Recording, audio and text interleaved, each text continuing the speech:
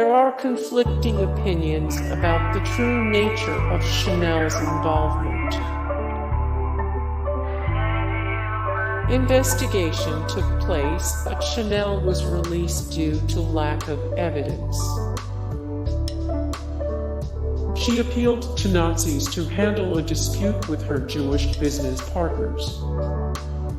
In a far less heroic move, besides getting Andre freed, Chanel also attempted to use her connections with the Nazis to another advantage, this one much more sinister, selfish.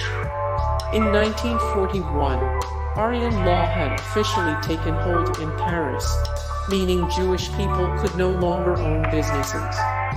Conveniently for Chanel, or at least so she thought, she was in business with the Wertheimer brothers, who were Jewish. Although Chanel required their financial help with her empire in the 1920s, she felt secure enough by 1941 to request the Nazis push the Wertheimers out of business. Chanel only owned 10% of her company, while the Wertheimers held the majority. On May 5, 1941, Chanel wrote to German officials demanding her business, Parfums Chanel, be returned to her, claiming the business was the property of Jews and had been abandoned. The Wertheimers fled Europe to escape the Nazis. However, the Wertheimer brothers were smart and had transferred their share of Parfums Chanel to a Christian friend, meaning Chanel, and the Nazis couldn't touch it. Chanel helped Germans obtain political information in exchange for her nephew's freedom. It's possible that Chanel only began working with the Nazis in order to free her nephew, Andre, from a prisoner of war camp. Chanel urgently needed to capitalize on her status with the Nazis, as it was suspected that Andre had tuberculosis and was in urgent need of medical care. The Evoke needed Chanel as much as she needed them, as she had important connections in Britain, Spain, and Paris that were incredibly useful to them. An agreement was made, and Andre was freed as Chanel became an Evoke agent. She even had a code name and agent number. Coco Chanel went by another name during WW2, Agent Westminster. Her Nazi spy name, that correlated to her official number, F7124, was a nod to her previous relationship with the Duke of Westminster, a connection that would prove vital to her standing with the Evoke. The Nazis relied on Chanel's British connections. She gave them information and went on missions, using her social graces to recruit Nazi sympathizers.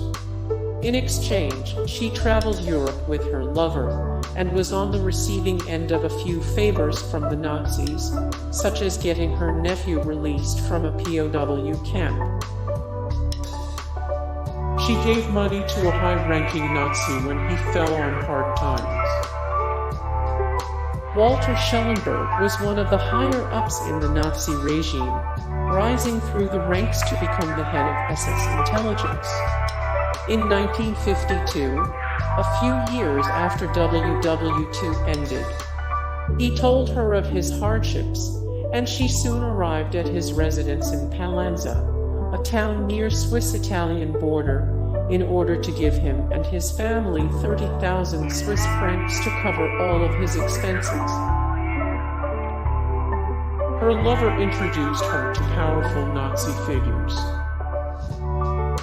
It was mainly Chanel's relationship with German officer Hans Gunther von Dinklage that secured her status as a Nazi ally. Despite their 13-year age difference, she was older. The pair maintained a lasting relationship, which was full of treachery during the war. While working for the Evoke German military intelligence, Chanel and Dinklage traveled around Europe, attempting to recruit newcomers to the Nazi Party. They lived together at the Ritz in Paris, where they first met, and where he began introducing her to other Evoke agents. Chanel lived a comfortable life as the mistress of a German officer.